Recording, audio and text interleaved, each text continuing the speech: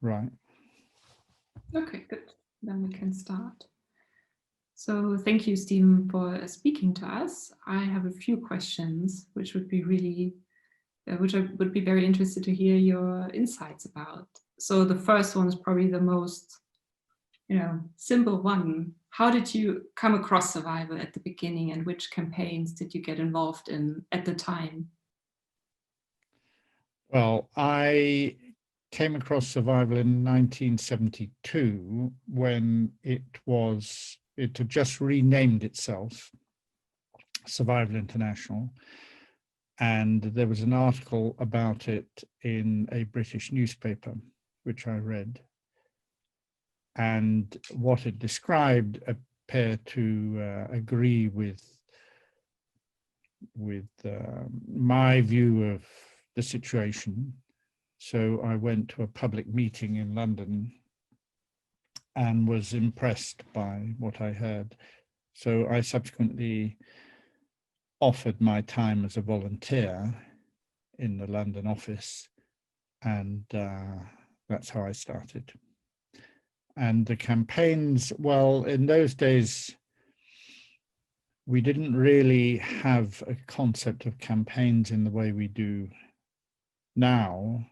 And really, nobody quite knew. People had identified the problem being land theft, land invasions, tribal peoples losing their land. 90% of the, or more of the problems that tribal peoples face come down to land. But nobody really had any clear idea about what could be done about it. So the first 2 or 3 years really was a question of evolving some kind of response to this.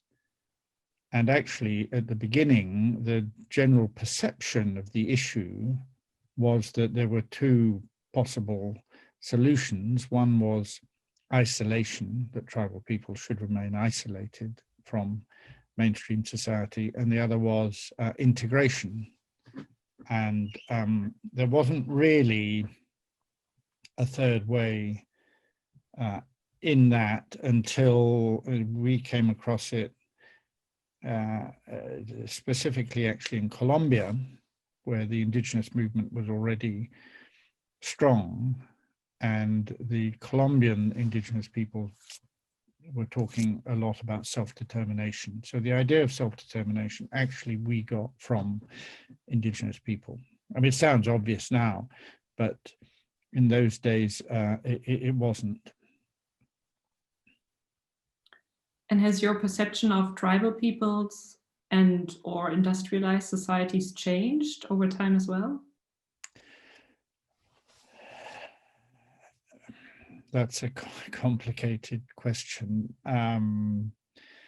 Yes, various things have changed. I suppose in the early days, the general perception was, and still amongst many ordinary people, is that these are essentially fragile societies coming into contact with the overwhelming force of mainstream society and getting destroyed in the process. In real life, I mean, that is, of course, in many ways true, particularly for numerically very small society, people who, the entire people number perhaps 100 or 200 individuals. But it's also true that the ability, the adaptability of tribal people is extraordinarily highly attuned, and observers generally were only just beginning to realize that if you saw an indigenous person in a town dressed as a person from the mainstream society, there was an assumption that they were therefore acculturated or becoming absorbed into mainstream society and culture, whereas in actual fact, these peoples are very adept, often, not always, but often, at putting on different as it were, masks at different times. So you can see somebody who is living in the forest entirely self-sufficiently, using very little from outside, and who might put on more clothes and go to the nearest town and appear to be look just like the ordinary townsfolk and go into shops and what have you, and then return to the forest and return to an entirely different way of life and even personality. So the resilience, part of the reason there are still tribal peoples around today is to do with their adaptability and resilience. And I think that is an aspect which is still not widely understood, and certainly in the early days of survival was not understood. So it is perfectly possible for visitors, and you see this repeatedly, to go to a tribal community where they see the old people looking traditional, in inverted commas, and the young people with sunglasses and radios, or nowadays mobile phones, or what have you. And to think that in a generation, the older ways will be gone completely, and for the same person to return to the same community 30, 40 years later and see the same thing. In other words, those people who were young and appeared to be being integrated into mainstream society are now the old people and are looking much more traditional, because they have realized that actually their future is not in the mainstream. So there are those subtleties which we knew nothing about 50 years ago, and that's something I've learned to appreciate. And how has your role changed within survival when you started as a volunteer? What happened next? Well, I started, we had an office for the afternoons only in London, near one of the main railway stations, in a basement. And there was effectively no staff. When I initially started, the public meeting, and the fact this was announced in a main British newspaper, the public meeting consisted of very well-known speakers. And so clearly this was a significant organization.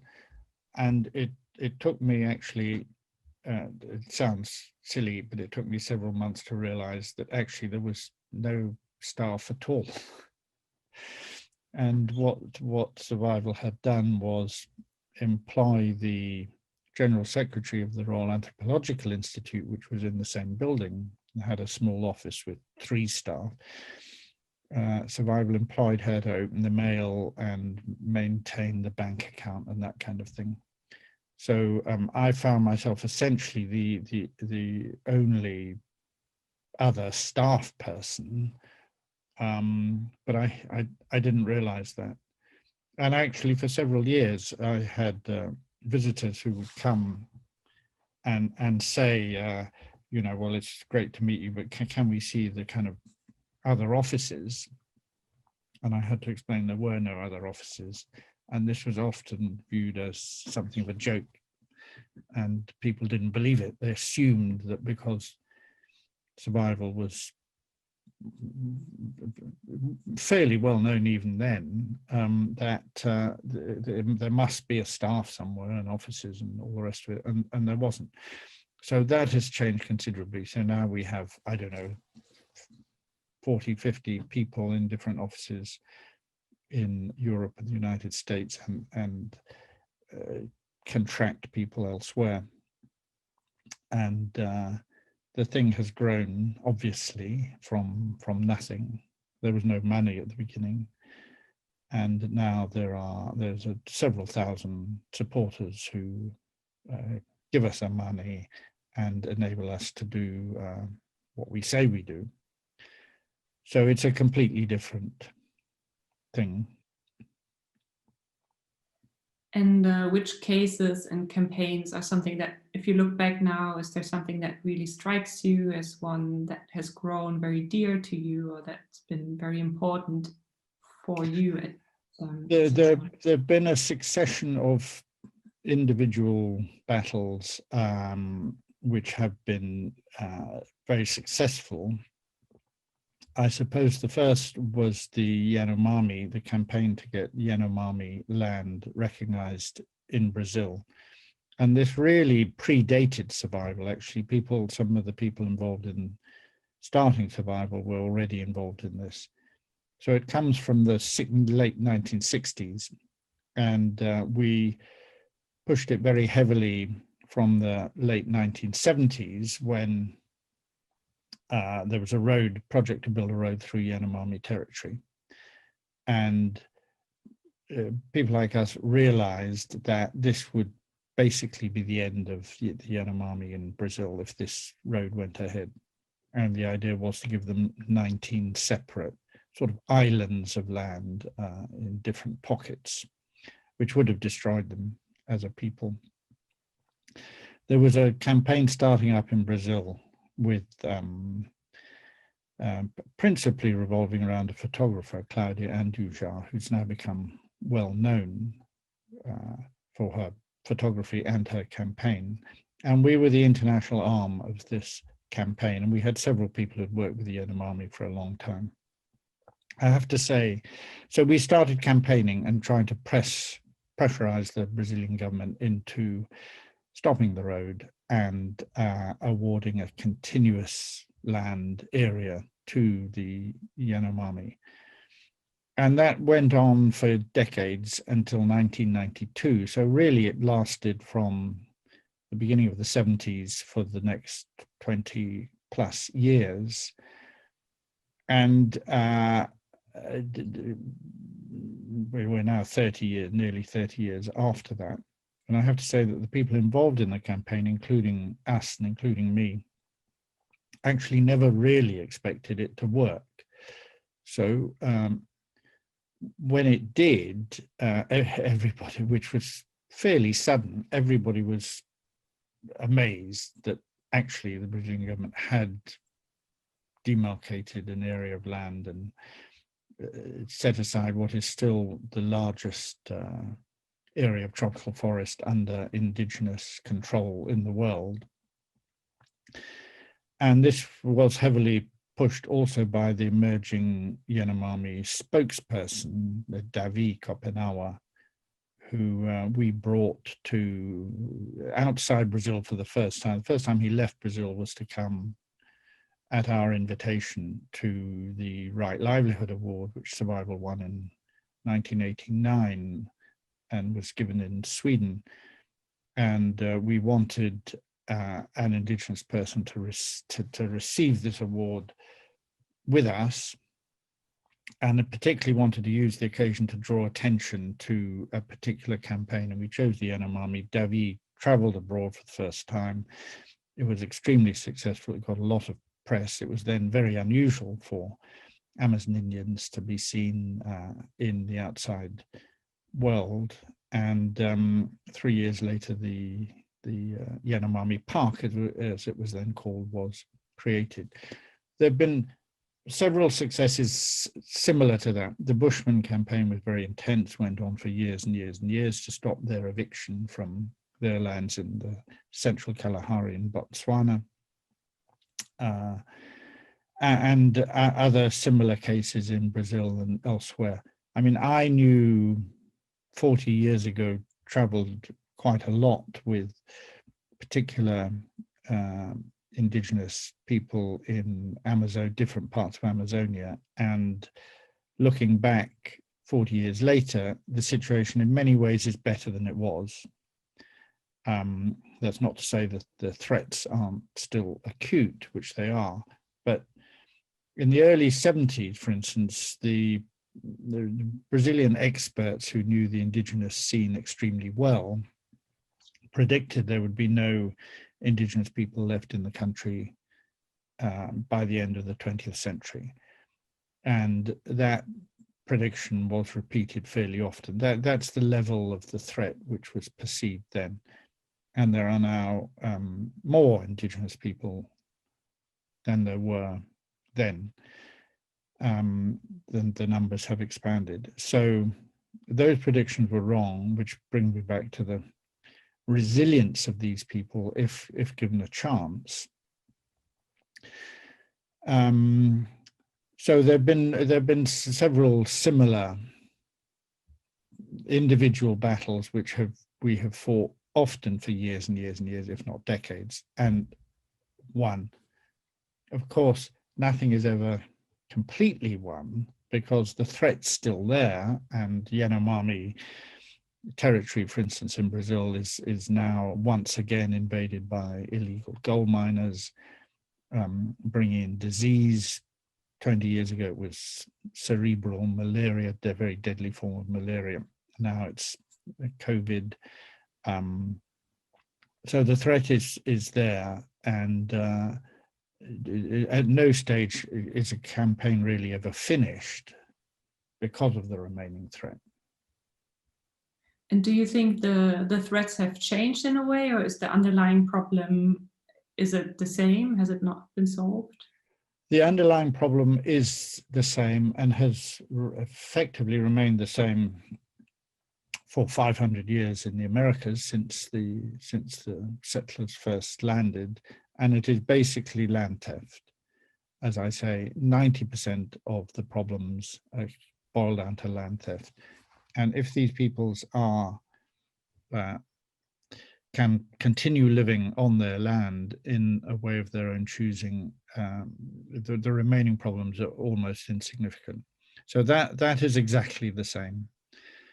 There's at different periods of history, there are different pushes into what we view as remote territory. And in the 60s and 70s, there was a very acute one in Brazil with a drive into Amazonia. Same thing was going on in Ecuador, a drive down from the Andes into Amazonia to exploit it for its oil resources.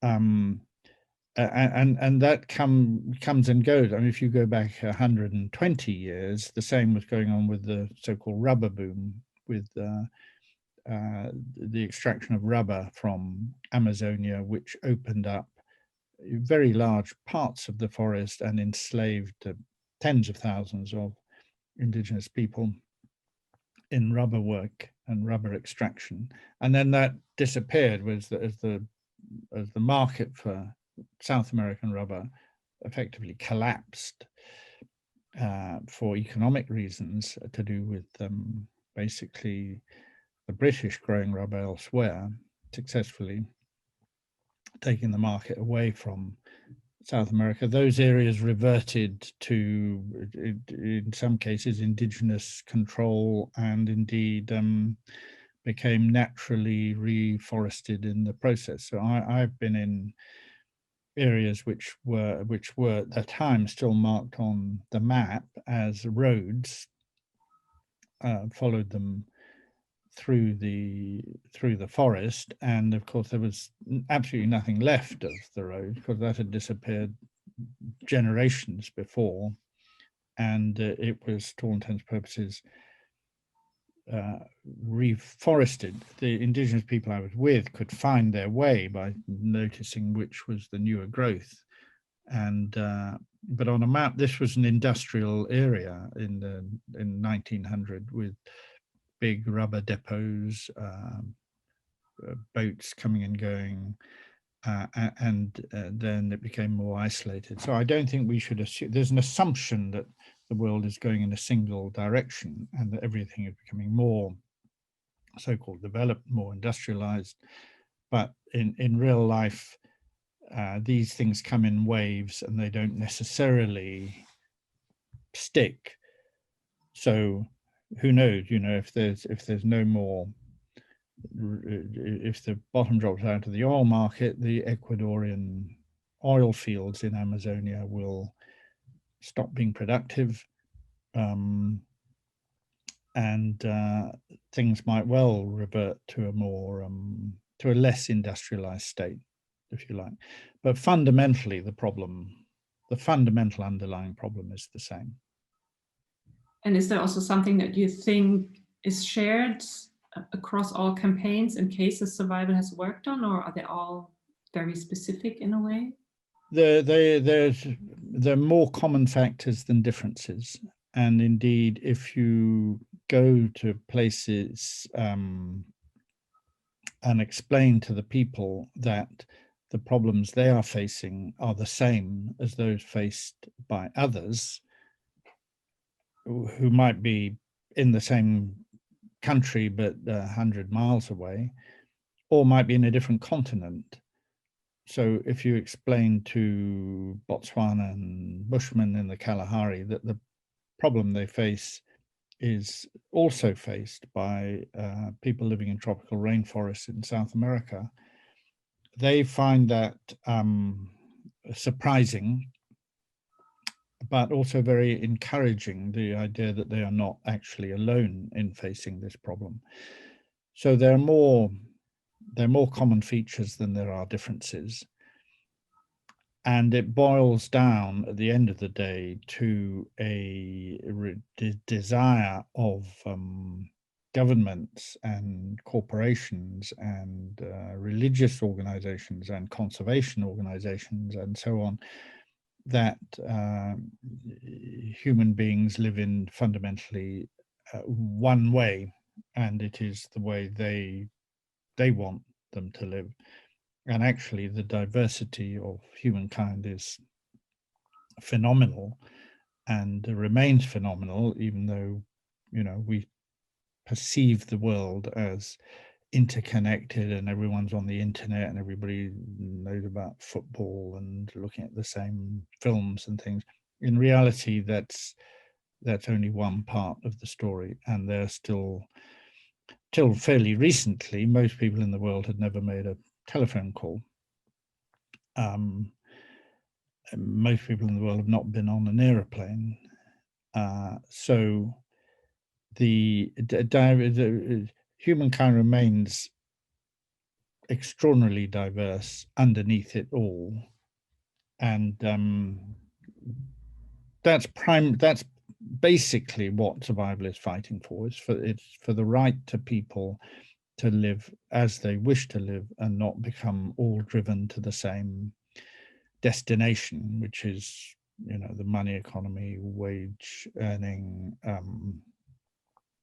the kind of society which governments push and corporations push, but which a lot of people simply holds little or nothing for them. You once said that attack on human diversity is also an attack on everyone. So how could you explain what you mean by that? If you say that attacking human diversity and tribal peoples is also a problem for us. There are people in our society, in inverted commas, who also don't necessarily buy into the usual, let's call it Western myth of what so-called civilized life should consist of. Nuclear family, job, house, car, and all the rest of it. There are people who find the aspirations of that society to be unsatisfying or even sterile, and therefore leave. There's plenty of people who opt out still. We tend not to hear about them because they don't get the press. They're not talking on the internet. And this happens and always has happened in various ways. People going and forming their own settlements, rejecting the mainstream. You see it with religious communities in the United States, or indeed in many other countries. The hippie movement was partly to do with this, drop out. So that desire for diversity and for people to live in a different way has always been there. And if you look at history, it's visible. And I don't think it's any the less now than it ever was. That is what governments don't like, because they want everybody to be follow the same format. be contactable, so you have to have an address. The first thing you're asked for in any official papers is an address. If you don't have an address, and of course there are people still who don't have an address, including in Europe, travelers, gypsies, Roma, there are lots of people who would reject the idea of a permanent address.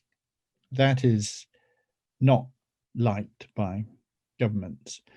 So an attack on tribal peoples is an attack on diversity. It's an attack on peoples who live differently to the mainstream, and that affects all of us, because it's only in human diversity that actually the future can only flower, if you like, with human diversity. I mean, we see this acutely now. People who are more self-sufficient have more chance of a stable future than people who are dependent on factory foods or international transport. It just takes a volcano to explode and it grounds all the world's airplanes. So in fact, we're incredibly dependent, many of us, on this mainstream system. And the peoples who are not are going to be the peoples who point the way to the future. You see this now, particularly in the awareness of the climate movement, that there's things seriously wrong with mainstream society. And people have thought that, of course, for thousands of years.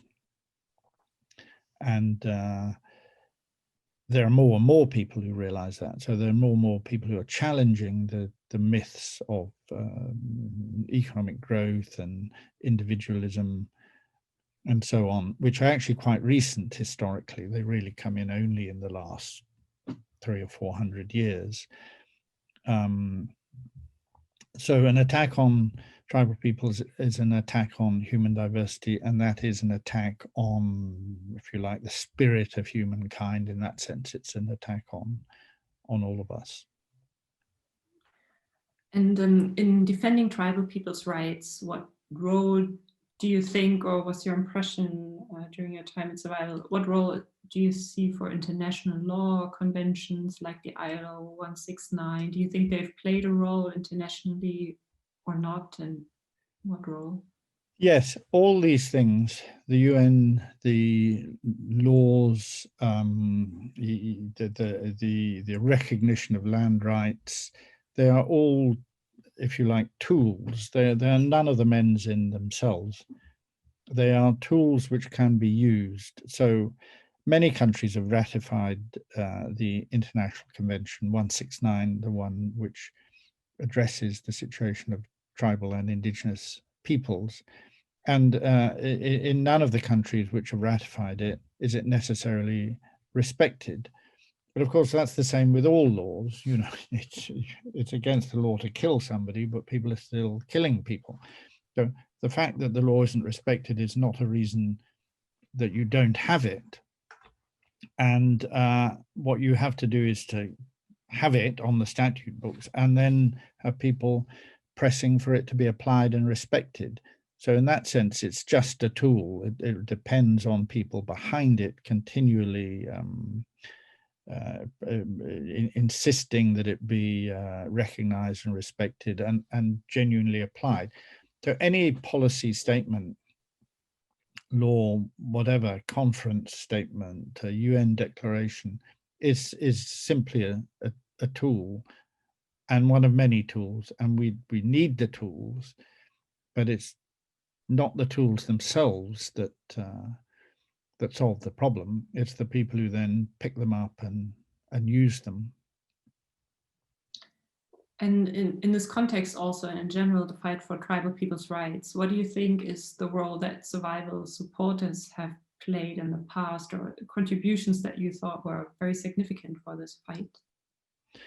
Survival early on began to characterize itself less as an organization and more as a movement.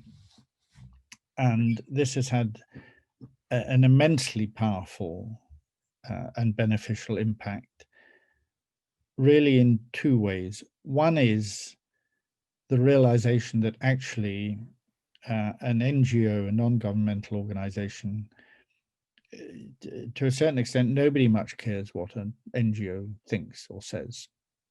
What people care about, and that includes the politicians, the media, indeed, whether a law is going to be brought into the statute books or not.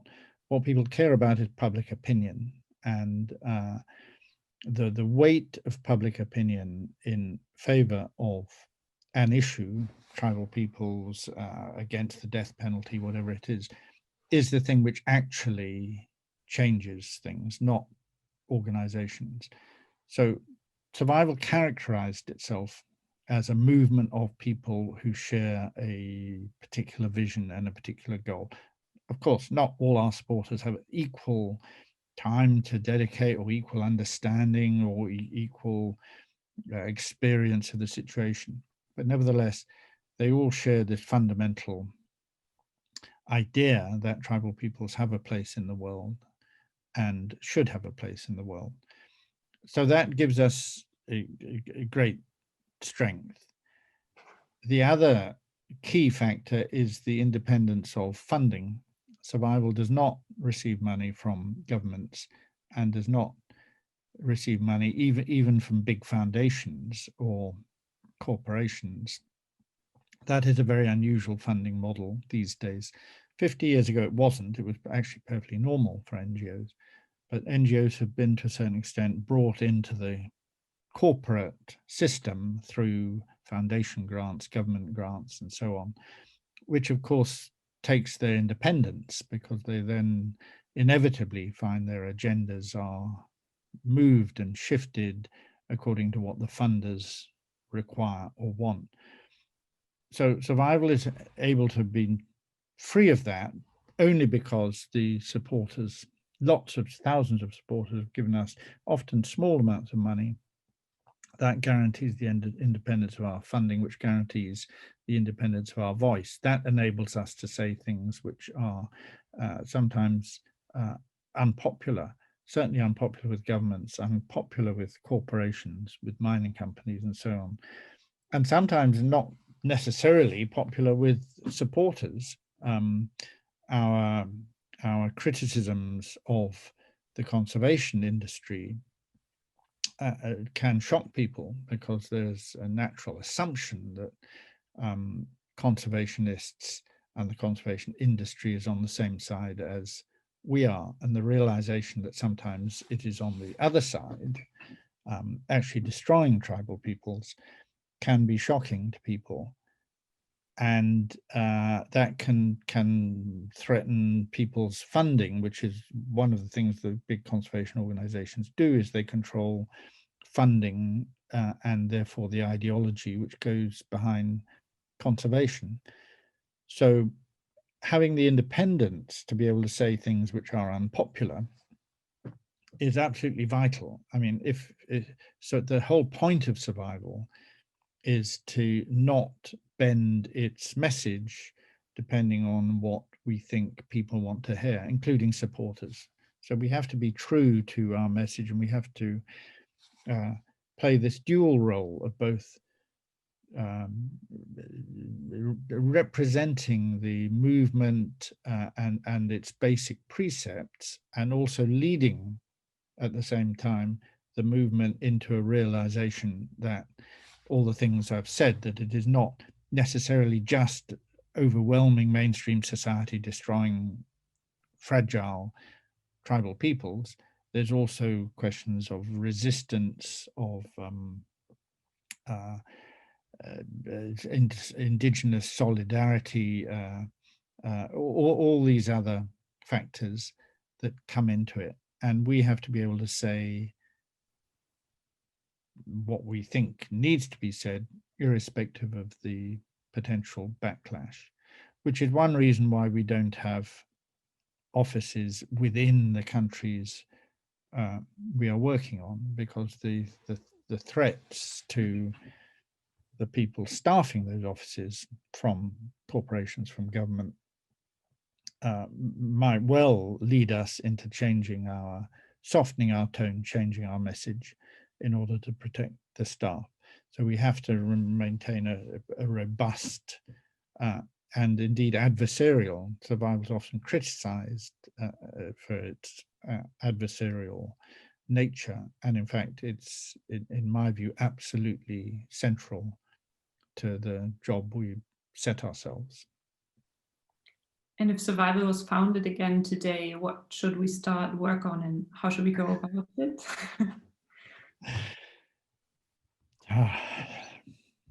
Well, that's a difficult one, because I think that survival's rooting, as I said earlier, 50 years ago, people framed this problem in terms of integration or isolation.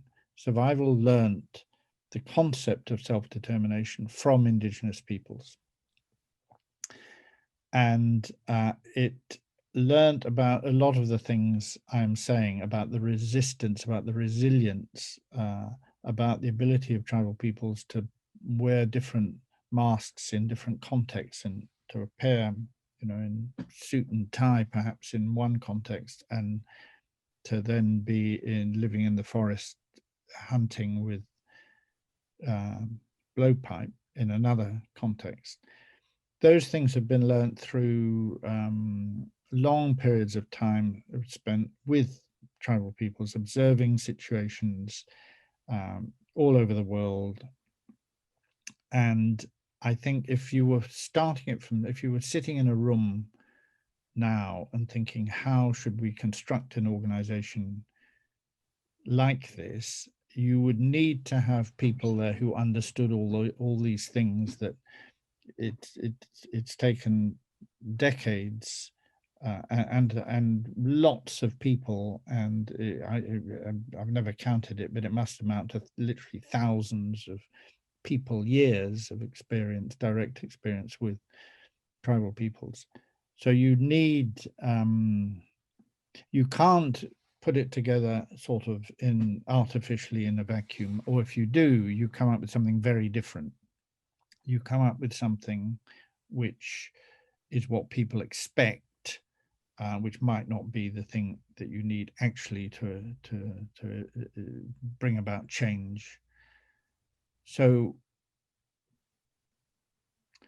what was, if I was involved in sitting down now from scratch and asked, how do you put together Survival International, I would probably say, well, you need to find a few people with a very deep commitment to the idea, and then give them the opportunity to go to stay with tribal communities for a sufficient length of time that they can try and understand what's actually going on, and then let them put it together.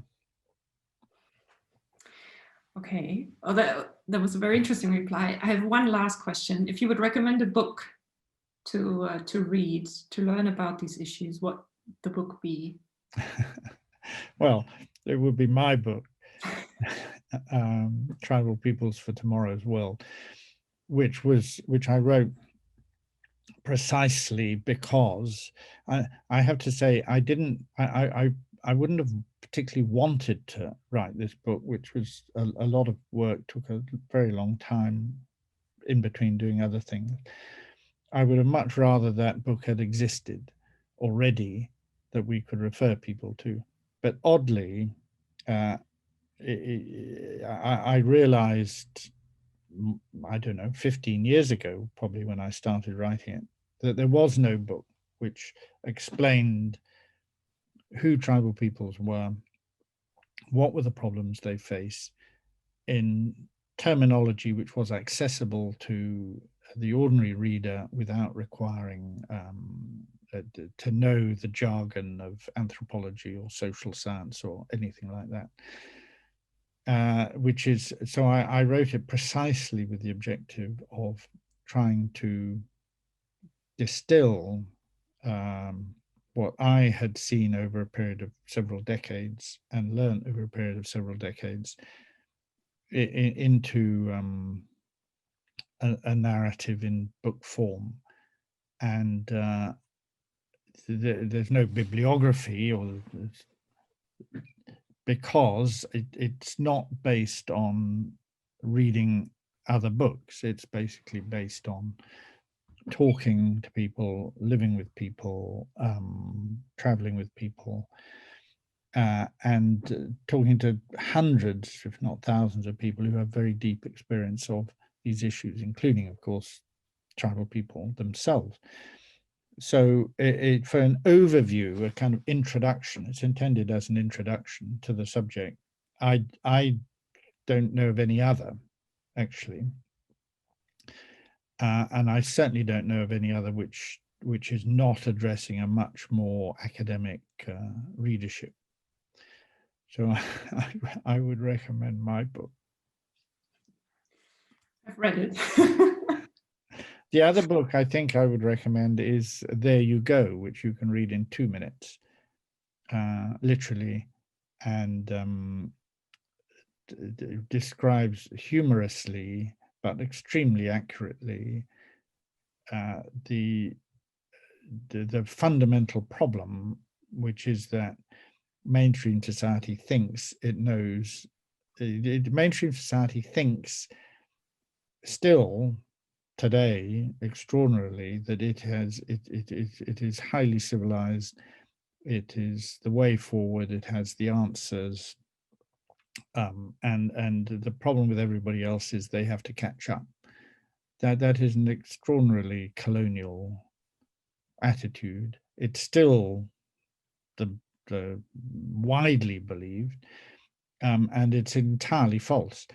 So this cartoon book, There You Go, shows where that really leads, which is to impoverishment, dispossession, disease, all the things that we see in North American indigenous reservations or in Aboriginal townships in Australia, where people have extremely high levels of alcoholism, including fetal alcohol syndrome, domestic violence, suicide, imprisonment, child suicide. This is what we're doing to these people. And it's also, to a certain extent, what we're doing to ourselves. The principal cause of death now, for instance, amongst young men in Britain, certainly, is suicide. That is a terrible indictment of the society we have created. And of course, very high levels of poverty, of malnutrition, all these things which we thought, we were told civilization was supposed to be addressing, it has singularly failed. And so what we're doing to tribal peoples is what we're doing to ourselves as well.